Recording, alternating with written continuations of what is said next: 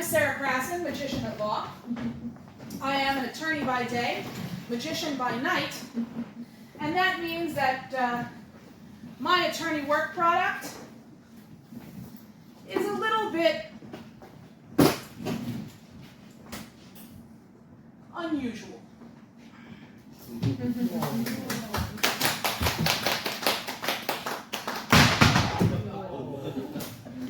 And stay there. Thank you. Now, there are lots of different ways to be a lawyer, just like there are lots of different ways to be a magician. A friend of mine, for example, she works in-house at a big company. And one of her jobs is to counsel all the different departments of that company. Anybody familiar with in-house work? Okay, oh yeah, okay. So, for example, a couple of weeks ago, she gets their head of advertising comes in. They want to do a new advertising campaign and they want her to review it for them. So, the VP comes in, shows her, I've got our new slogan, we want to advertise this. Sale, best local fresh fish. Simple, clean, to the point, no problem, right? And she says, well, let's take a look. First you say sale. Now, have you actually sold this particular fish for more within the last 60 days? Because if you haven't sold it for more within the last 60 days, then it's not really a sale, and the government will come after you for that, and you can get in trouble with the FTC. So you better not say sale if you haven't actually sold it for more recently. Best. Well, best is a comparative statement. Do you have any studies? Have you done any scientific research? Have you done any surveys, any questions? Do you have any documentation that this fish is in fact the best fish? No? Well, that's going to get you in trouble. Better not say that. Local. Where is your fish from? Did you fish for it? Did you get it from within about 100 miles of where you're selling it? You have no idea where your fish is from? Now you can't say that. Fresh. Well, that sounds pretty good, but that sounds like a guarantee. And it's bad enough if you sell somebody some bad fish without having guaranteed that the fish would be fresh. That's going to get you sued, and you don't want to get sued. So, fish. Yeah, that's okay. That you can say. Here's your new slogan. And she turns that over and goes back to her work, feeling like she has done a good day's work at her job. The VP of marketing was not so excited, and he did what VPs of marketing and, quite frankly, the business people do after they talk to their lawyer and their lawyer tells them something they don't want to hear, which is they go back to their office and they do whatever they want.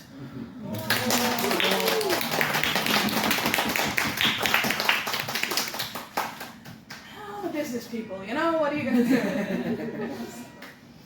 There are other kinds of ways to be a lawyer. One is trusts and estates, which helps people who have a lot of money figure out what they want to do with it after they die, and the preservation of assets. And I would like to tell you a story about that. There was a wise old geezer by the name of Ebenezer who kept a whiskey bottle that no one could locate. That's right, it's a poem. 2 tubes he had of metal to hide the whiskey kettle, but only one of them was used to keep it out of sight. On the left, he had a tumbler, so that no nocturnal fumbler would discover that the bottle was hidden on the right.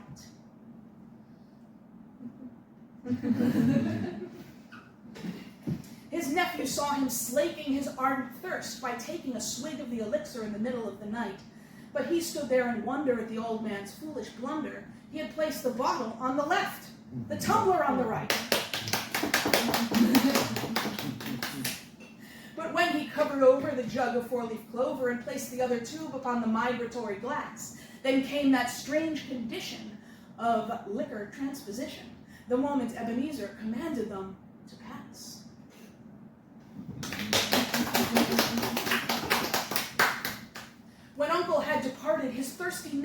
started to get a little drink himself while Uncle was away. He lifted the right cover, but the bottle had passed over. So he reached beneath the left to get the scotch without delay. But nephew was astonished to find the bottle vanished. The glass was in his hand. The old black bottle wasn't there. In fact, each tube that he inspected left him more and more dejected. It was obvious to him the bottle wasn't anywhere. The uncle, on returning to find his nephew yearning, volunteered to show him how the bottle could be found. He made it show its label on each side of the table. It passed from tube to tube and never failed to hang around.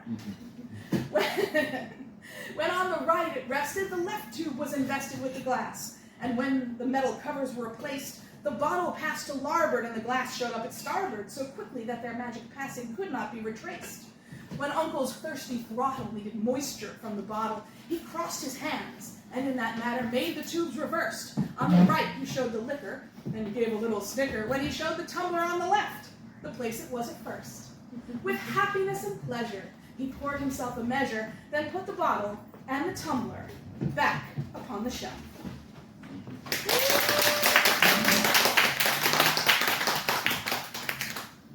Then came a sad, sad day. Ebenezer passed away. Yeah. And the nephews and the nieces came to hear his will be read. He left to eldest nephew Sam some whiskey, and you'll have a dram and think of me in years to come, before you go to bed. Sister Elise was next in line, hoping for some vintage wine, a special year, a French reserve, but no, it was more hooch. A jug of Uncle's moonshine went to their younger cousin Brent. His brother also got one, so he wouldn't have to mooch. The twins were next, Fiona, Peach, a bottle was bequeathed to each, and one for cousin Annabelle, whose eyes with tears had missed it. For me, his lawyer, what do you think he left? That's right, my very own drink from dear old Uncle, for remembrance. I'm getting twisted. So let's have a toast to that aged geezer, darling Uncle Ebenezer, whose love for aquavitae knew no match. I tell this tale and then I think of him, and make myself a drink, and pour amber elixir down the hatch.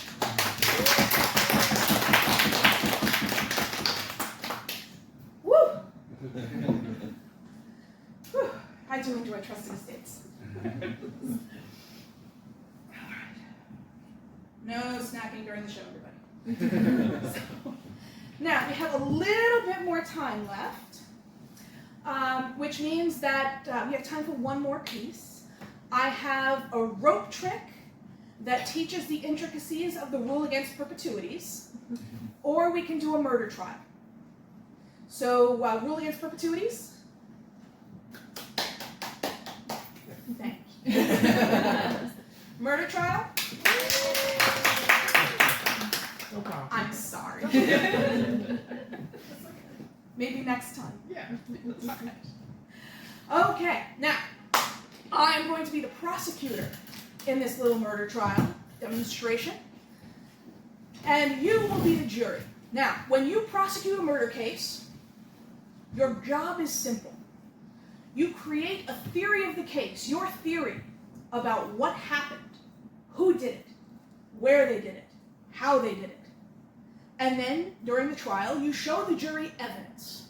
And if the evidence the jury sees matches your theory of the case, the jury will find the defendant guilty. Thank you very much. Everybody together this time. The jury will find the defendant Guilty. A little more enthusiasm this time.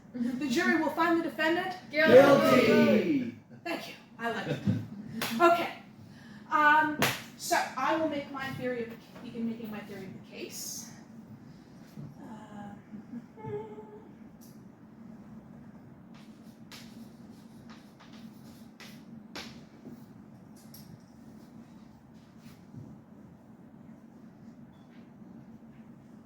Oops. Let's cover this up. No fair peeking ahead. Okay. And now we're going to need some evidence, and I would like to use witness testimony. Would you like to be our witness today? Sure. Come on up.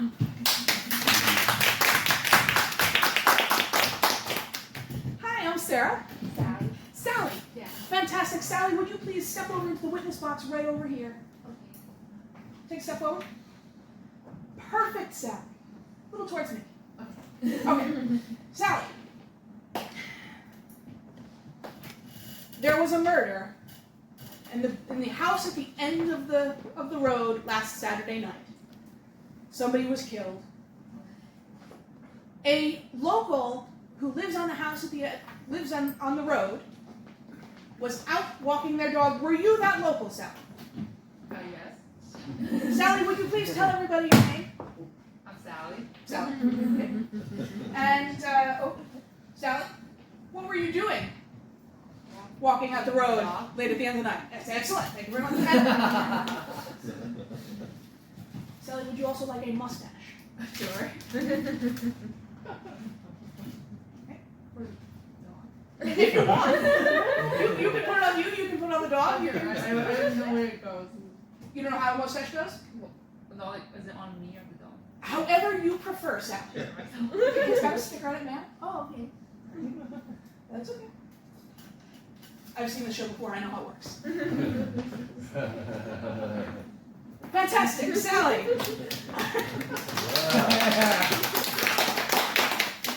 Okay, so Sally was out walking her dog on the street, and Sally, you then saw somebody run out of the house at the end of the road on Saturday night. Did you not? Yeah. Yes. And you then spoke to the police that evening, correct? Yes. And they took you down to the police station to look at a lineup, right? Yes. And does this look like the lineup that you saw last Saturday night? Yes. Fantastic. So Sally, what I would like you to do is to put your finger out. Point your finger at the lineup. Oh, sure. Thank you. And I would like you to just close your eyes and run your finger back and forth. Go ahead. And when you feel ready, just stop. Okay. Who did you identify as the person you saw run out of the house at the end of the road? Professor Palm. Professor Plum. Fantastic. Thank you so much. All right. I will take the puppy. If you would stay here for just a moment, because we need another witness. We need the detective who then investigated the scene of the crime.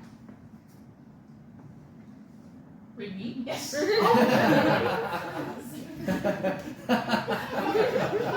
Fantastic.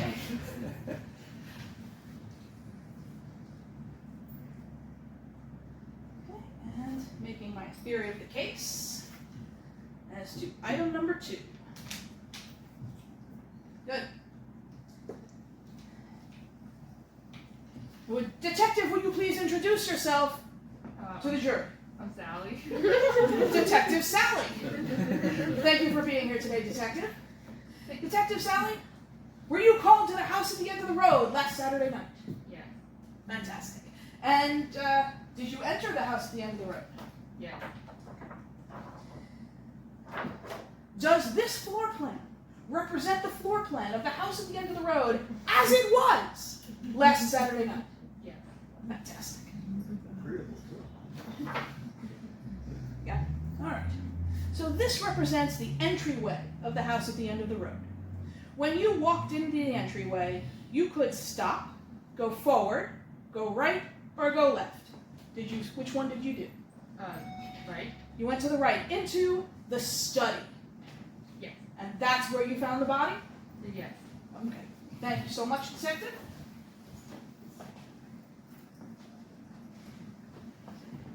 And we put down the study on the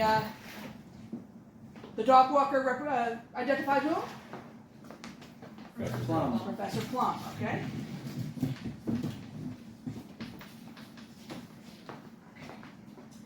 Now let's see, I make my next part of the theory of the case.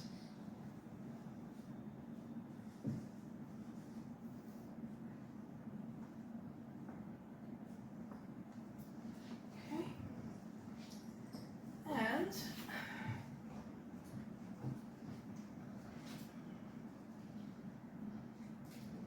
leaves us with how. For which we need, thank you, Detective. Excellent testimony. The medical examiner.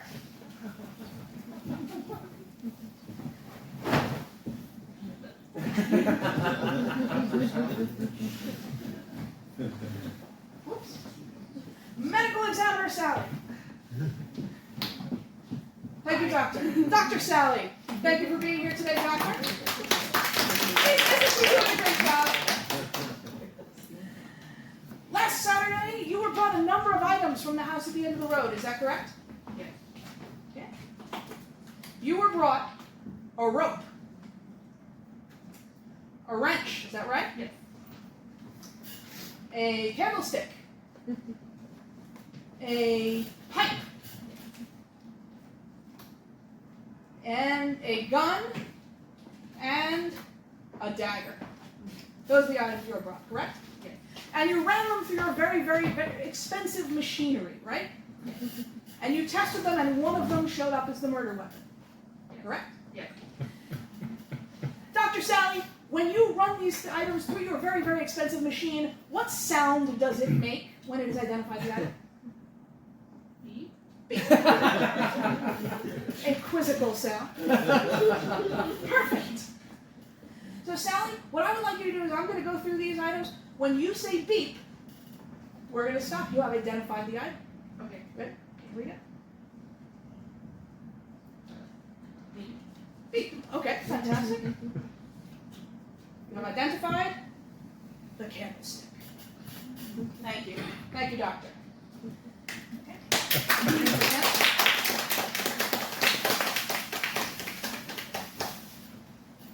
The candlestick. All right. Sally, thank you so much. You have been fantastic. Everyone that's here, Sally, you get to keep the mustache. And you return to your seat. Now, friends in the jury, you've heard all the testimony about the tragic events of last Saturday night at the house at the end of the road. You have heard Sally did it. the dog. Plot twist! I like it. You have heard the dog walker. You have heard the detective say that the murder was done in the study. You have heard that it was done with the candlestick by Professor Plum. If it matches my theory of the case, you are going to find the defendant Guilty. All right, let's see. Who was it? Professor Plum. In the study. With the candlestick. And how do you find? Guilty. Thank you so much. I'm Sara Crasson. This has been a blast.